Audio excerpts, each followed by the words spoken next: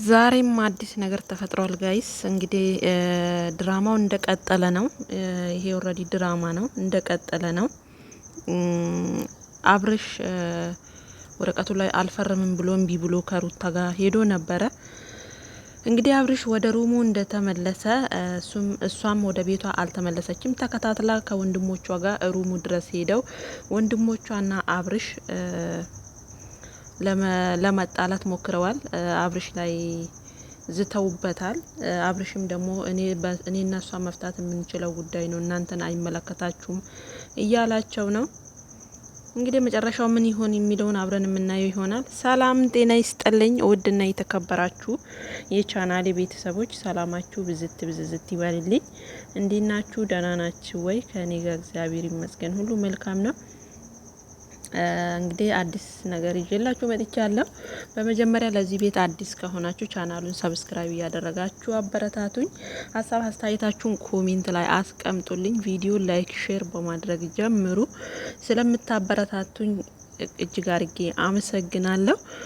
እንግዲህ አሁን የደረሰን መረጃ ደግሞ ምንድነው ካላችሁ እንግዲህ ትላንትና እንደሚታወቀው ሩታ ፈርምልኝ ወረቀት ላይ ፈርምልኝና የኔና ያንተ ጉዳይ በህጋዊ መንገድ እንዲጸድቅ ፈልጋለሁ፣ ፍቻችን በህጋዊ እንዲሆን ፈልጋለሁ እና ፈርምልኝ እዚህ ወረቀት ላይ ብላው ነበርና አብርሽ ደግሞ አልፈርምም ብሏል። ቅድም በለቀቁት ቪዲዮ ላይ ተናግሬዋለሁ። ነገር ግን አብርሽ እምቢ ብሎ ከሄደ በኋላ ሩታ እንግዲህ ከፈረንጁ ጋር ተመካክራ ሩሙ የት እንደሆነ ጠይቃ ከዛ ደግሞ ወንድሞቿን ጠርታ እሱ ወደ ሩም ያው አብርሽ ከቤተሰቦቹ ጋር አይኖርም፣ እንደሚታወቀው ሩም ይዞ ከሄርሜላ ጋር ነው የሚኖረው ማለት ነው። አያችሁ፣ ሩም ይዞ ከሄርሜላ ጋር ነው ያለው ማለት ነው። ነገር ግን ዘና ለማለት ነው ብቻ ስደሰት ስላይሽኝ ነው እንደዚህ ቅናት አፍጨርጭሮሽ ነው ምናምን የሚለው ውሸቱን ነው። የራሱን ላይፍ እንክት አድርጎ እየኖረ ነው ማለት ነው። አስባችሁታል? ከዛ አልፈርምም ብሎ ለቆ ከሄደ በኋላ ቀጥታ ወደ ሩም ነው ሄደው ማለት ነው። ያው ከነጋሽዬ ጋር ከቤተሰቦቹ ጋር አይኖሩም ጋይስ፣ ብቻቸውን ነው የሚኖሩት ሩም ውስጥ ማለት ነውና ሩታም እንግዲህ ፈረንጁ ያውቀዋል አብርሽ የት እንደሚኖር የት እንደሚገባ ፈረንጁ ያውቃልና ፈረንጁ የትኛው ሩም እንደያዘ ስንት ቁጥር እንደሆነ ሁሉን ነገር ያለውን ነገር ለሩታ አብራርቶ ነግሯታል ማለት ነው። ከዛ ሩታ ምን ያደረገች ወንድሞቿን ጠራችና ወንድሞቿ ያው እንደሚታወቀው ለሷ ብለው ስራቸውን ለቀው አሁን ላይ ቡታጀራ ነው ያሉት ወንድሞቿ ማለት ነው። ኖቤልና አቡሻ እሷን ለማገዝ ያኒ የሷ ነገር የሆነ ነገር ላይ እንድትደርስ የሆነ በቃ አበቃለትም ከተባለ እንዲያበቃለት የሚታረቁም ከሆነ እንደማስታረቅ የሆነ ነገር ለመወሰን ብቻ ወንድሞቿ እዛ ናቸው ማለት ነው። ነገር ግን እሷም ደግሞ እነሱን ይዛ ቦታውን ካጣራች በኋላ ሁሉን ነገር ከጨረሰች በኋላ ሩም ድረስ ሄደች ማለት ነው። ሩም ስትሄድ እንግዲህ አብርሽ ከመግባቱ ሩታ ከመከተሏ አይገርምም? ድርርቦሽ ማለት ነው። ከዛ በር ከፍተው ሲገቡ ሁለቱ ተፋጠው ቁጭ ብለዋል ማለት ነው። ውሽሚቱና አብርሽ፣ ውሽሚቱና ውሽማው ማለት ነውና እንግዲህ ደንግጧል። አብርሽም ደንግጧል፣ ሄርሜላም ደንግጣለች። ምንድነው እየተካሄደ ያለው ነገር ሲባል ያው ምን እያደረግን ነው እዚህ ውስጥ ምን ስናደርግ አይታችሁናል፣ ምን ተፈጠረ ነው አብርሽ የሚለው ማለት ነው። በር የሆነ ነገር የሚፈጠር ቢሆን በር ዘግተን ነው እንጂ እንዴት በር ክፍት ነው ያገኛችሁት? ማን ከፍቶላችሁ ነው? በር አይንኳኳም እንደያለ እንግዲህ አብርሽ ተርበትብቷል። ሩታም እንግዲህ ምን ያርበተብታል እያለችው ነው። ነገር ግን በዚህ ልክ ለምንድን ነው እንደዚህ በቃ መፈታተን እንትን ያላት ሩታም ማለት ነው። አሁን ላይ ደግሞ ሩታ ነገሮችን ወደ ራሷ ለማዞር በጣም ሰፍ ብላ ቆማለች ማለት ነው። በቃ በህጋዊ ይሄ ልጅ አልታዘዝም ማለሽ አይደለ? በህጋዊ መንገድ ሂጂ። ህግ ያለበት ሀገር ላይ እኮ ነው ያለ ነው ጋይስ። ለምንድን ነው እንደዚህ ሙዝዝ የምትዩ? ሩታ እንደ ተማረ ሰው አስቢ እንጂ ብላለች ሄርሜላ ማለት ነውና ሩታ በዚህ ሰዓት እንደዚህ መሆን አልነበረብሽም። እውነቱን ለመናገር ገና ራስነትሽን ያልጨረሽ ልጅ ገና አንድ ወር በቅጡ ያልሞላሽ እንደው ቢሞላሽ አንድ ወር ነው 2 ወር እንኳን ያልቆየሽ ሴት እንደዚህ በቃ ግልጥልጥ ብለሽ ወተሽ እንዲ ይሄ ጊዜ እኮ ላንቺ እንደዚህ አልነበረም። እውነቱን ለመናገር የምር እንደዚህ አልነበረም እና ነገሮቹን ልክ የሆነ በቃ ጥድፍ ነው የሆነችው ማለት ነው። ጥድፍ ነው ያለችው ሩታ ማለት ነው። እና ጥድፍ ማለት አልነበረብሽም ማለት ነው። እና እንግዲህ አቡሻና ኖቤላ አብርሽን ለማማታትም እየሞከሩ ነው። ኖቤል ሲጀመር በጣም ይፈጥናል ስላችሁ የሆነ ችኩል ልጅ ነው ማለት ነው።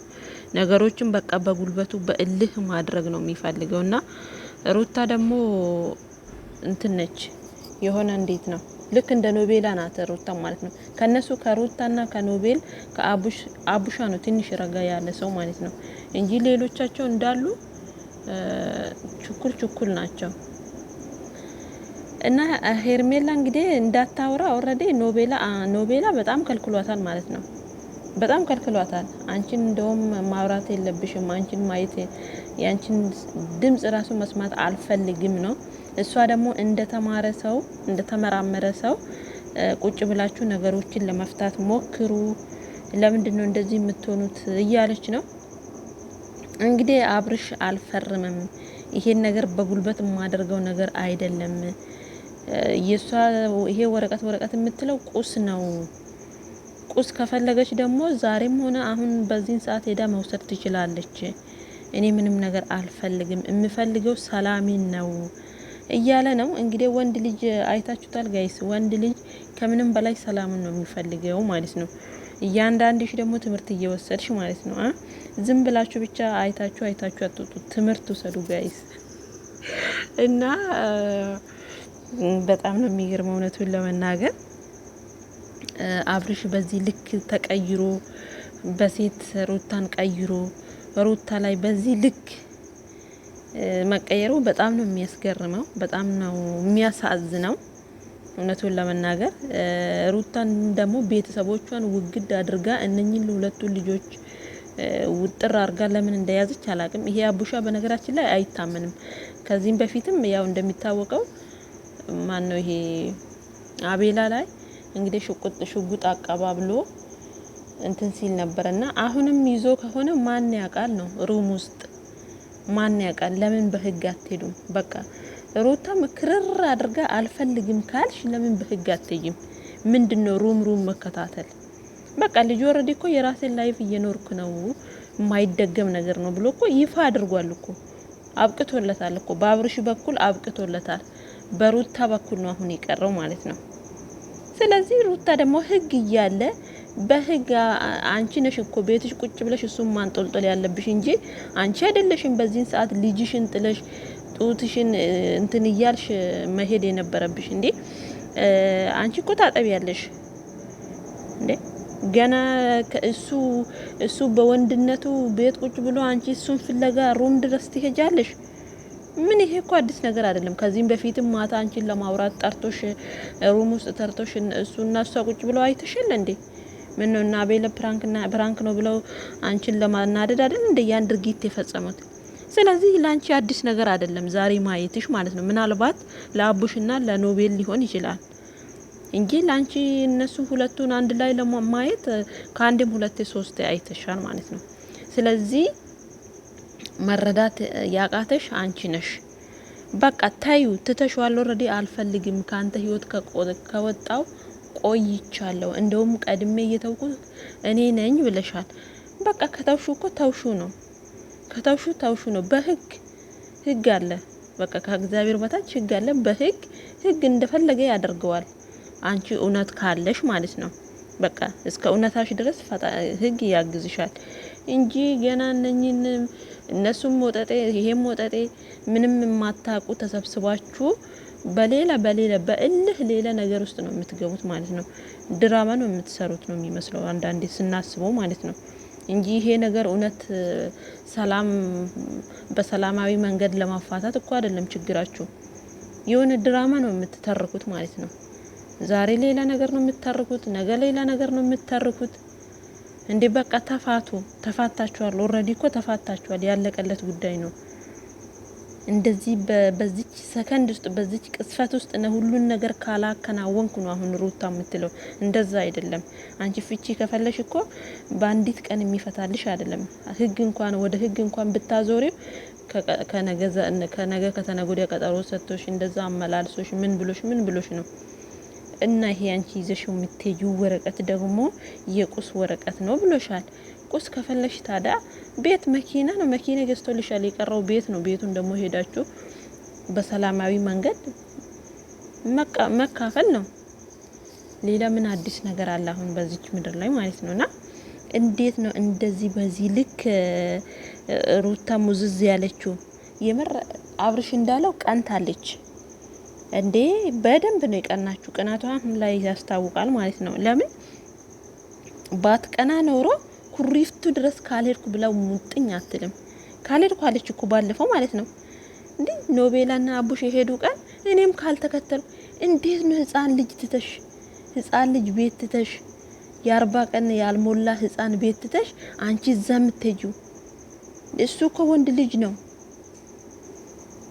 እንዴ! አታስቢም እንዴ? ጌይስ ምን ጉድ ነው እንዴ! ነገ እኮ ሌላ ቀን ነው፣ ይደርሳል ነገሮች ሁሉ። ስንት አመታችሁ ነው እናንተ? አዲስ ለእናንተ እኮ ትላንት አይደለም ይሄ ነገር የተከሰተው። በጣም ብዙ ጊዜ ቆይታችኋል አይደል እንዴ? ስለዚህ እቺን ጊዜ ማለፍ እንዴት አቃተሽ ነው? ወይስ አንቺን በዚች ወር ውስጥ በቃ ሌላ ሸበላ ይዘሽ ለማምጣት ነው የቸኮልሽው? የምር እንደዛ ነው የሚመስለው። ሌላ ሸበላ ጎትቶ ለማምጣት ካልሆነ በስተቀር ይሄ ምንም የሚያስቸኩል ነገር የለውም በሩታ በኩል ማለት ነው። እሱ አብርሽ እሺ ወንድ ነው፣ ወንድ ልጅ ስለሆነ ምንም ላይ አይደለም አሁን ላይ ማለት ነው። ኦሬዲ ወደ አንቺ መጥቶ ልጁን እንዳያይ ከልክለሽዋል። ስለዚህ ከጓደኞቹ ጋር እንትን ማለት አለበት ማለት ነው። እንደፈለገ ወጥቶ መግባት ይችላል። አንቺ ግን ሴት ነሽ፣ በዛ ላይ አራስ ነሽ።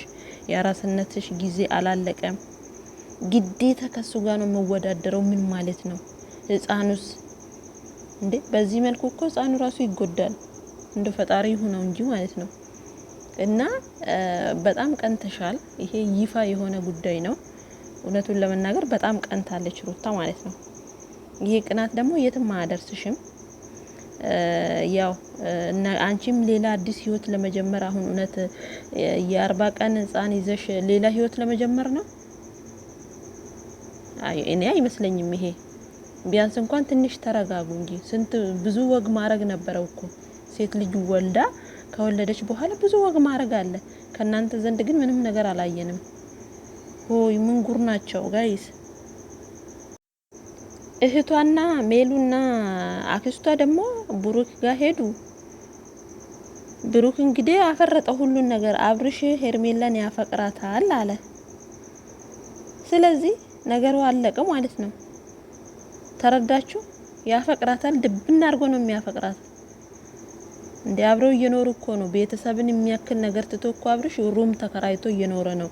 ሄርሜላ ወደ ቡታጀራ ከሄደች ቢያንስ ከአንድ ወር በላይ ይሆናታል። ስለዚህ ይሄ ደግሞ ፍቅር ነው። ለፍቅር መስዋዕት እየከፈለች ነው ልጅቷ። ላይፋቸውን አርገው እየኖሩ ነው ጋይስ። እንዲህ ተረጋጉ፣ ስነ ስርዓት ያዙ ሌሎቻችሁ ማለት ነው። ሩታዬም ተረጋጊ። ነገ ከተነገ ወዲያ ትደርሻለሽ፣ የትም አይሄድብሽም። ታመጪዋለሽ። ስታመጪው ደግሞ እኛም አጨብጭበን እንቀበልሻለን። እንዴ ምን ነው ጋይስ? እና ውዶችዬ የነበረን ቆይታ ይሄን ይመስል ነበረ። እንግዲህ ዛሬ ሩም ውስጥ ተደርሶባቸዋል አብርሽና ሄርሜላ። ፈጣሪ ይሁናቸው። ኖቤላ እንግዲህ በስተመጨረሻው ምን እንደተፈጠረ ያው አብረን ያንየነው ነው። በቀጣይ ትኩስ ነገር ደግሞ እስከምመለስላችሁ መልካም ጊዜ ይሁንላችሁ።